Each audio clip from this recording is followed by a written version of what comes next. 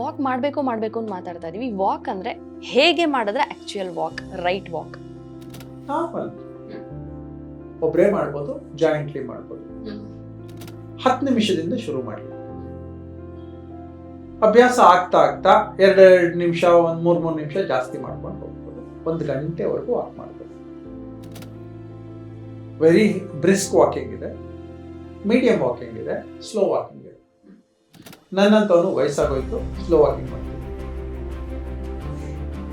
ಯಾಕೆ ನಿಮಗೆ ಆ ವಾಕಿಂಗ್ಗೆ ಖುಷಿ ಕೊಡಬೇಕು, ಟೆನ್ಷನ್ ಕೊಡಬಾರ್ದು. ಮತ್ತೆ ಫಾಸ್ಟಾಗಿ ವಾಕ್ ಮಾಡಿಬಿಟ್ಟು ವಾಚ್ ನೋಡ್ಕೊಂಡು ನಾನು ಇಷ್ಟು ಬೇಗ ವಾಕ್ ಮಾಡಿಬಿಟ್ಟೆ, ಯಾರಿಗೂ ನಾನು ಪ್ರೂವ್ ಮಾಡೋ ಅವಶ್ಯಕತೆ ಇಲ್ಲ. ಎಲ್ರಿಗೂ ಅಷ್ಟೇ, ಯಾರನ್ನೂ ಪ್ರೂವ್ ಮಾಡೋ ಅವಶ್ಯಕತೆ ಇಲ್ಲ.